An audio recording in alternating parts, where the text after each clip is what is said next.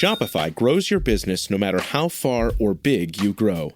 Shopify is the global commerce platform that helps you sell at every stage of your business. Whether you're selling your fans' next favorite shirt or an exclusive piece of podcast merch, Shopify helps you sell everywhere. Shopify powers 10% of all e-commerce in the U.S. Allbirds, Rothy's, Brooklinen, and millions of other entrepreneurs of every size across 175 countries. Plus, Shopify's award-winning help is there to support your success every step of the way. Because businesses that grow, grow with Shopify. Sign up for a $1 per month trial period at shopify.com/income, all lowercase. Go to shopify.com/income now to grow your business, no matter what stage you're in.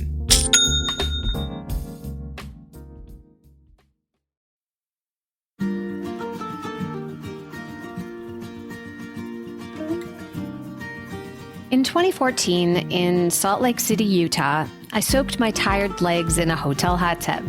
I just barely qualified for the Boston Marathon for the first time at a race called Big Cottonwood. I was very sore and very happy. Soon, another runner slowly eased himself into the hot water in obvious pain. I asked him how his race went. Awful, he said. Downhill races just aren't fast for everyone. At the time, I didn't understand how that was possible. Why couldn't everyone take advantage of gravity and post incredible times on net downhill races? Doesn't the hill do half the work for you?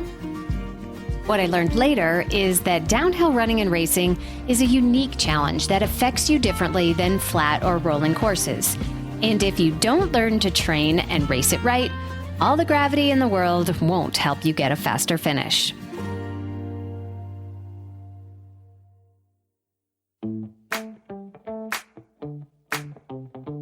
Welcome to The Planted Runner. I'm Coach Claire Bartholic, and my mission is to help you improve your running, your mindset, and your life with science-backed training and plant-based nutrition. On today's show, I'm going to talk all about downhill running and racing. You'll learn how downhill running uniquely affects your body, how to run downhill properly to minimize the negative effects, and how to train better for a course with lots of decline. So if you have a downhill race coming up, or if you'd just like to learn how to capitalize on this great training tool without falling on your face, this is the episode for you. If you need more help running your best, you can order my book, The Planted Runner, Running Your Best with Plant-Based Nutrition, wherever you get books, or request a copy from your local library. Or you can enter to win a copy for free just by writing an Apple Podcasts review. I choose a new winner every month. Don't forget to stay tuned all the way to the end of the episode for another Mental Strength Minute. Fortify your mind in 60 seconds or less. The lure of downhill racing is pretty seductive. Courses promising fast times and scenic views are becoming more and more popular, especially for runners looking for the extra edge to finish in a personal record or to score a Boston qualifying time. But downhill running is actually much harder on your body than flat or even uphill running, and surprisingly, some runners end up being slower on courses with a lot of decline. When it comes to hills, the inclines seem to get all the attention. Running uphill is far more taxing on our glutes and on our cardiovascular system as we fight gravity to go forward. But downhill running is actually a lot harder on the legs than running on flat or even climbing. That's why learning proper downhill form and technique is essential for both efficiency and performance, as well as injury prevention. So why is running downhill so hard on your body? Running downhill can feel much easier because your breathing is not challenged nearly as much. When you use gravity to your advantage, you can essentially free fall forward without having to create the extra power to do it. But that free speed comes at a cost. Downhill running is far more taxing on your muscles and joints. This is because the action of downhill running is what's called an eccentric contraction. When you run uphill, your muscles constrict in a concentric movement. Why is this important? Well, let's get into a little exercise science. In a concentric contraction, the muscle tension rises to meet the resistance, then remains stable as the muscle shortens. During eccentric contraction, the muscle lengthens as the resistance becomes greater than the force the muscle is producing. During the eccentric phase of an exercise, you work with the force of gravity. A good example is lowering your arms back towards your sides in a biceps curl. These are also called negative movements and have been shown to help build muscle mass and increase strength. The way we build muscle is through muscle damage and repair, and the majority of that damage happens during eccentric training. While this is a good thing, the downside is that lots of eccentric work comes with increased delayed onset muscle soreness, or DOMS, in comparison to concentric movements. It's also often where injuries happen. To get the muscle-building effects of downhill running with as little soreness and injury risk as possible, you'll need to be smart about including downhill running in your training plan gradually. Not only that, you'll want to use great downhill form to use gravity as an advantage and not a recipe for injury.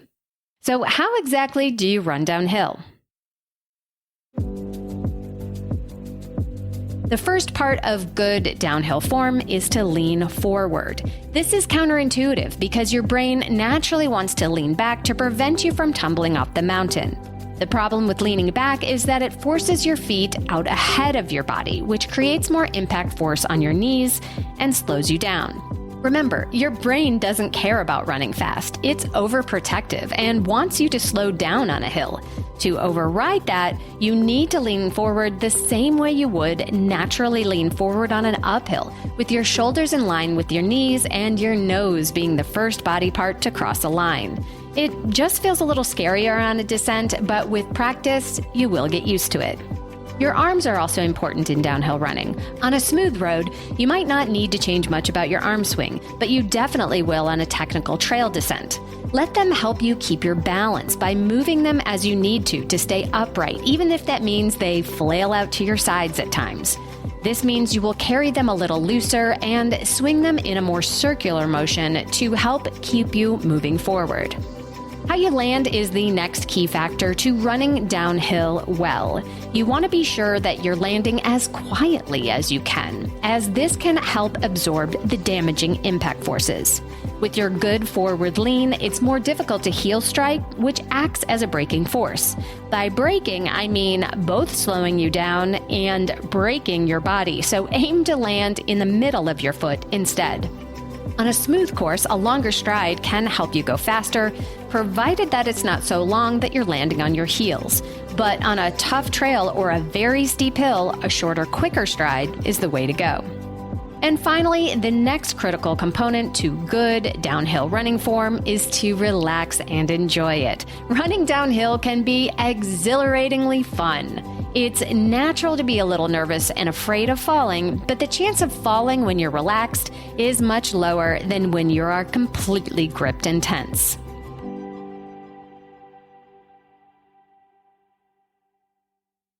Now that you know how to run downhill well, how much downhill running should you be doing? I'll go over that in just a minute. Before I get back to the conversation, I want to talk about a massive problem that I see with runners everywhere, and especially plant-based runners. You know that I'm the first to tell you that you can absolutely get everything you need from a plant-based diet as an endurance runner, but most runners are struggling. With our busy lives and time-consuming training schedules, making sure that you get enough to fuel your training and making sure that it's actually optimal for your health and performance is a real challenge. So that's why I tell all my athletes to make nutrition simpler and get Neurify Plus by Previnex. In less than a minute, you can mix their superior quality protein shake up with just water in a shaker bottle, and it actually tastes delicious. That is not the case with other plant-based powders I've tried. You can enjoy Neurify right after a workout, knowing you are getting everything you need for muscle repair with none of the junk that you're going to get in one of the lower quality powders. Another cool way to use it is to mix up a couple of scoops with water or warm plant-based milk right before bed. Studies have shown that taking 20 to 30 grams of protein right before bed is the optimal time for protein synthesis and muscle repair that we all need. Look, this is the only product that I'm working with, and that's for a very good reason. I believe in Previnex quality, their mission, and I use Neurify Plus myself. And I'm not the only one. Lindsay Hine of All Have Another, Jason Fitzgerald of Strength Running, Whitney Hines of the Mother Runners, Elite Athlete, Emily Infeld, and so many others in the running world are passionate about Previnex too. If you're ready to simplify your nutrition and optimize your fueling, you can try Neurify for 15% off the regular price with my code PR15. That's PR15 at Previnex.com. I want to tell you about a unique opportunity for you to get stronger, faster, and stay motivated to hit all your running and nutrition goals this year, and that is to join the PR team. I started it last fall, and I have to tell you, it's even better than I imagined. Each member of the team gets a custom training plan made by me for you based on your unique fitness, goals, and lifestyle. Everything you need to crush your running dreams is included, such as strength training, recovery, and even cross-training if you want it. I include weekly mental strength training as well as tips and nutrition guides. But here's where it gets really cool. The group has its own page in the app where we share workouts, ask training questions, and get feedback from me and the other teammates. And each week, I create an exclusive private podcast just for the team based on the questions I get and what I see in their training each week. And I usually end up sharing behind the scenes and exclusive sneak peeks with the team that I don't share anywhere else. So instead of joining a Facebook group or sitting through another Zoom call, you get to listen to tailored advice on the run, and you don't have to do all of this alone. So if you are ready to take your running to the next level and join an amazing team of runners, head to theplantedrunner.com/group and join us today. It's more affordable than you think, and I can't wait to have you.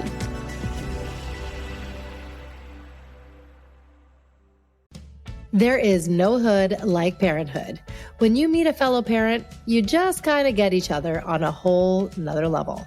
Hi, I'm Kanika Chadda Gupta. I'm a former CNN journalist, mom of 3, including twins, and host of That's Total Mom Sense, the podcast. I interview changemakers on their life lessons, legacy, and superpower of intuition, aka their mom sense and dad sense. I've had some pretty amazing parents on my show. Hey, what's up? I'm Kelly Rowland. Hi, this is Chelsea Clinton. It's me, Bobby Brown. Can't wait to share my story. Episodes release every Thursday. Subscribe wherever you listen to podcasts and on YouTube. Join my tribe at thatstotalmomsense.com and follow me on Instagram at Kanika Chadda Gupta. I'm thrilled to be on this journey with you. Sports stars. They're like superheroes. But they're actually real. Which is why we've made a podcast about them.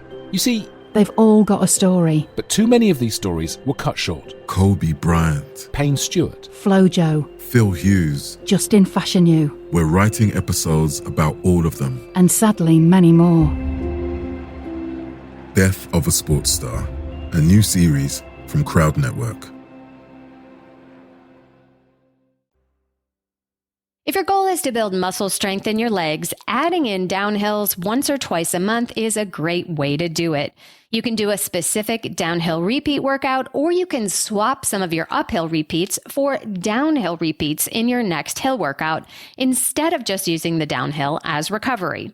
Start with just a couple of repetitions at first, and next month you can add in a few more as you grow stronger.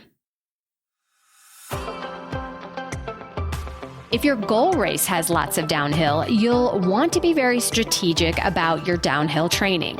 As always, the exact prescription will vary depending on your experience and unique fitness level, so this is definitely not a one-size-fits-all approach.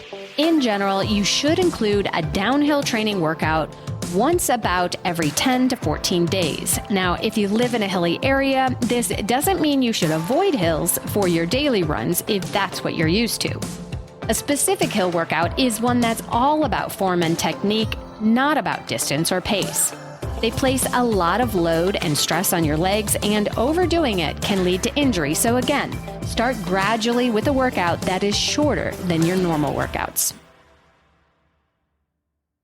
If you're preparing for a long downhill race, your hill workouts will need to have progressively longer sections of decline. According to the organizers of the Revel races like Big Cottonwood, the types of hill workouts that will benefit you the most are downhill repeats of distances ranging from a quarter mile up to a mile in length, although more advanced runners can practice sustained downhill intensity for longer distances. Whatever your experience level, your training should include enough downhill distance to allow you to practice your form, but without putting enormous strain on your legs.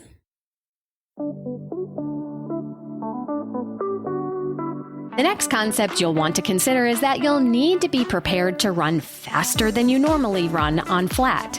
Since the cardiovascular component is much easier on the downhill, this will happen naturally when using good form, but to really maximize your training, you'll need to teach your brain and your feet to pick up the pace.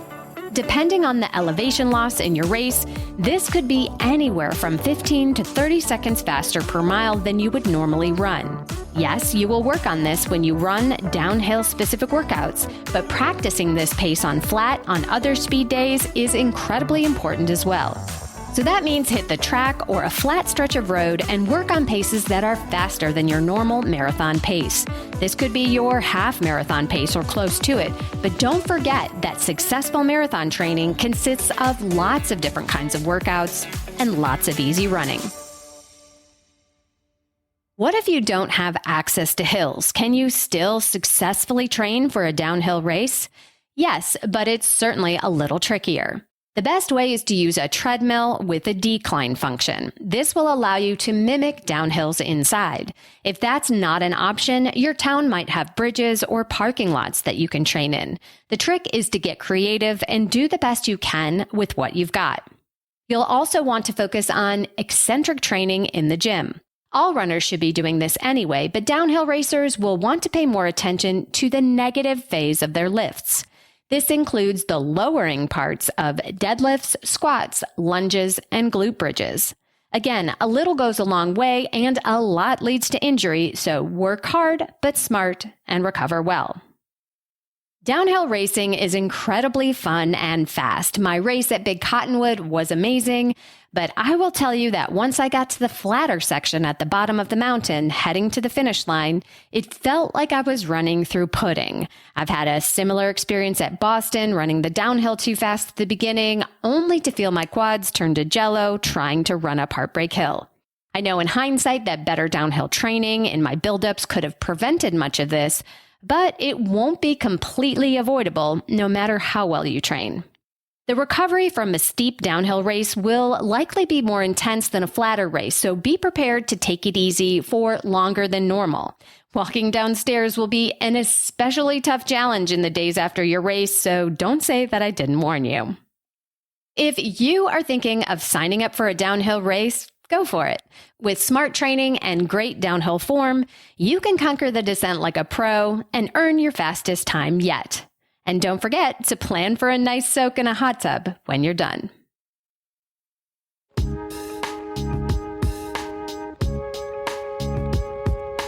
And now it's time for the Mental Strength Minute. Fortify your mind in 60 seconds or less. Today's topic is wabi-sabi. This is a Japanese concept that means find peace in imperfection. As highly driven runners, we want everything to go perfectly. This is why you'll see runners jogging in circles in their driveways, trying to get the perfect round number on their GPS watches. But the reality is, your running isn't perfect. Your training plan won't go perfectly. Your speed days will rarely be perfect, and race day will be full of imperfections. It's natural to be upset when things don't go as you expect, but perfection is a myth. And many times it's the imperfections and the challenges that teach us how to grow and improve. Embrace the beauty and the lessons of imperfect running, and you just might get a little closer to what you really want.